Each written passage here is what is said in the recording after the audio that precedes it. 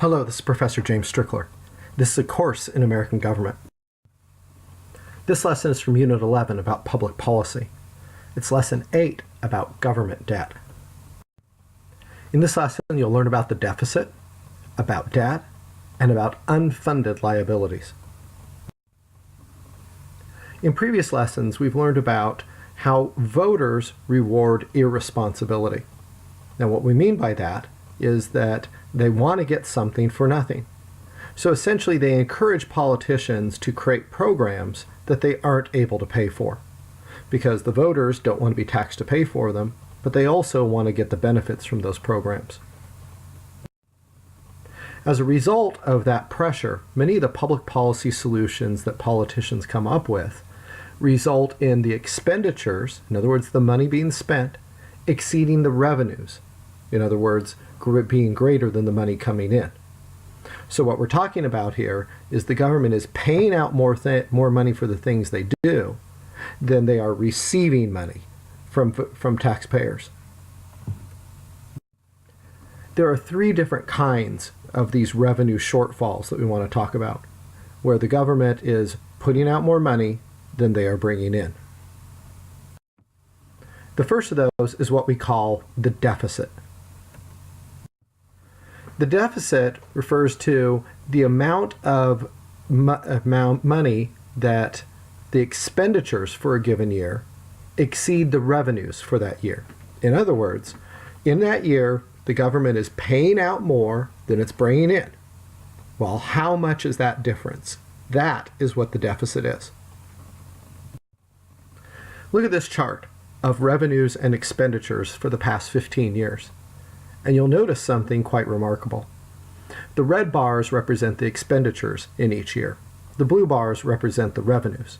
Remember, revenues is the amount of money coming in, while expenditures is the amount of money going out. What you should be noticing is that every single year, the red bar is bigger than the blue bar. That means that the government is spending more money every year than what it brings in. And these are vast amounts of money. Look at over the scale on the left-hand side. These amounts are being measured in trillions of dollars. Trillions.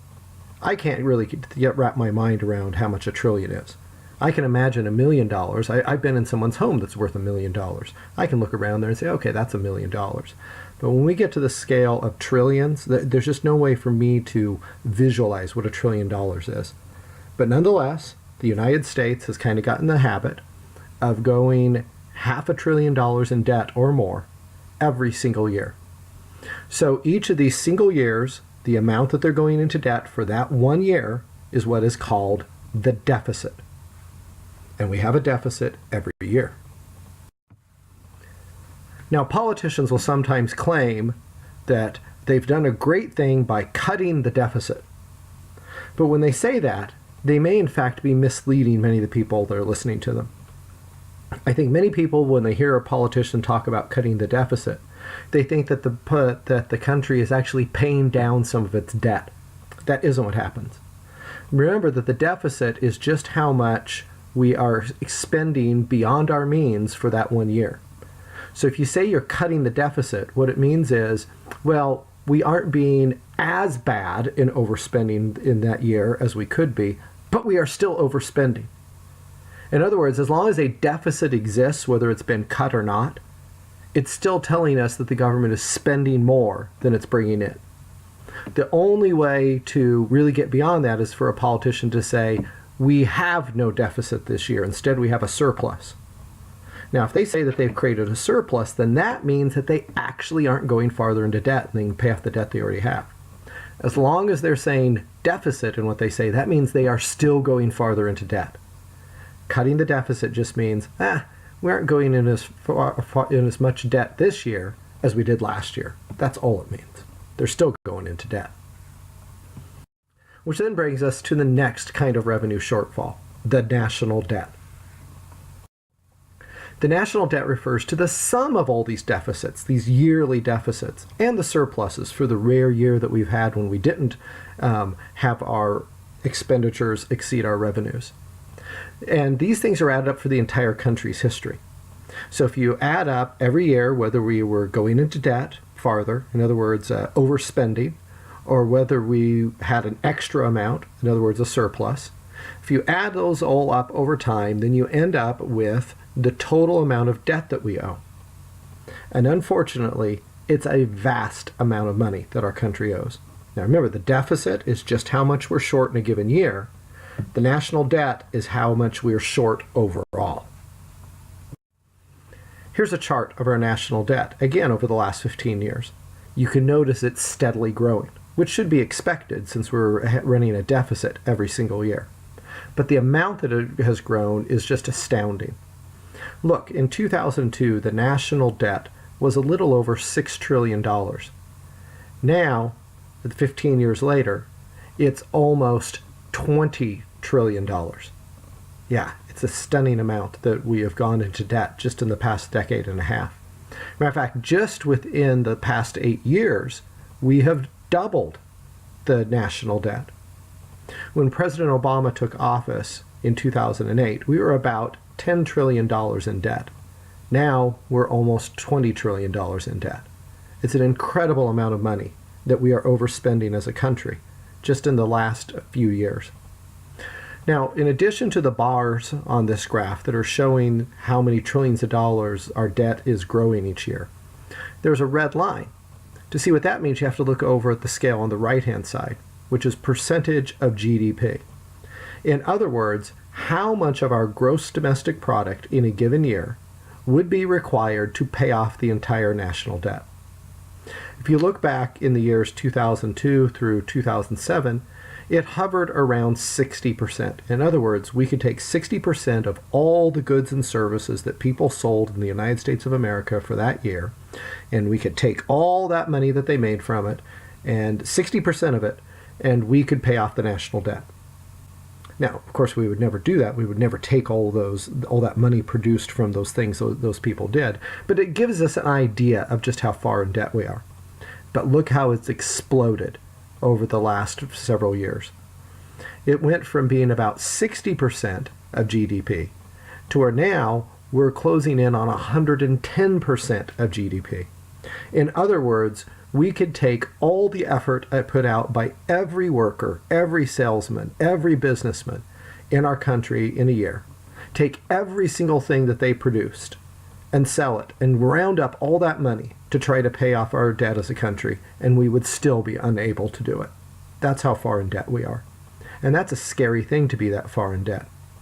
You have to imagine, how can we possibly ever repay that? It's a difficult question. And it's a particularly difficult question for people who are of typical college age, because you're going to be facing even more massive debts in the future by the country, which could make things, frankly, unstable in the future. So the current national debt is around $20 trillion. So if you distribute that among all Americans, that ends up being about $62,500 per person. In other words, a baby born at this moment, just brand new in the hospital, is being born $62,500 in debt, along with his or her fellow Americans. That is just how massive the debt is that our country has run up, as we have tried to keep voters happy, giving them something for nothing. The final sort of revenue shortfall we want to talk about in this lesson is what are called unfunded liabilities. Unfunded liabilities are future obligations that the government has entered into. Essentially, they've promised somebody something, but they haven't created funds to pay for it. Let me give you a real example of this kind of thing. There's a difficulty with the pensions of many government workers around the country. We'll use policemen here as an example. A pension is money that's promised to them when they retire. But unfortunately, many of the cities and states in our country who have these police officers that have served faithfully and then retired have not set aside enough money to actually pay for the retirements that they've promised them. Yes, they set aside some money, and it's been earning interest, but not enough for what they've promised them. And this problem gets exacerbated over time. A police officer generally serves 20 years and then they can retire. So here, the cake shown on this slide, there's a person who's retiring at the age of 50. They became a police officer at 30, served for 20 years. Now they're going to go get their pension. Well, imagine that after this person has been retired for 20 years, they've gotten to 70. The person who then replaced them has retired too. And so now you have two people who are retired, who are being paid essentially for that position that they're not filling anymore. That's what their pension is. They're still getting paid as though they were working. And you've now hired a third person to take their spot. So you've got two retired people and one working, and you're having to pay 3 salaries to maintain that one position. That's essentially the difficulty that these various governments in the United States of America have put themselves into.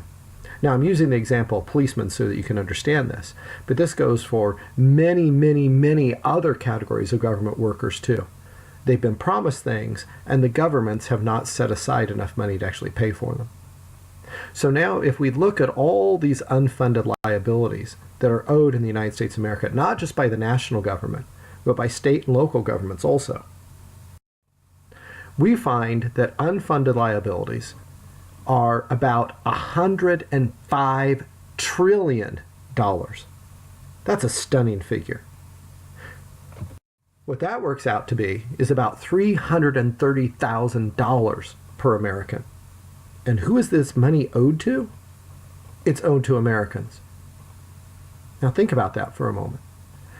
Each of us is $330,000 in debt to pay off these future obligations. And who are these obligations to? They are to us. We're essentially in debt to ourselves.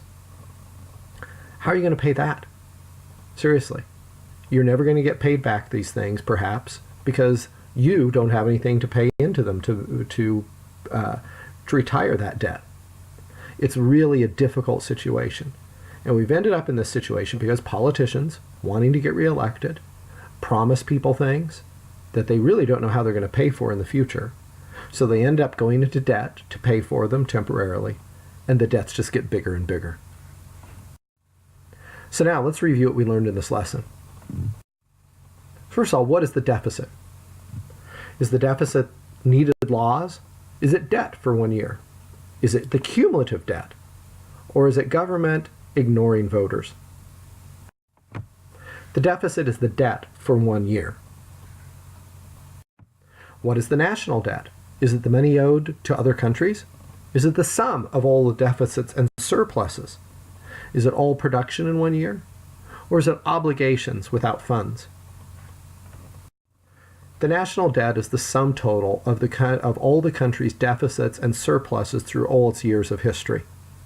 They've all added up. They've been mostly deficits in recent times, and they've added up to a giant national debt. What is an example of an unfunded liability? Are they pensions without investments, soldiers serving without pay, lost lawsuits, or refusing to pay a contract?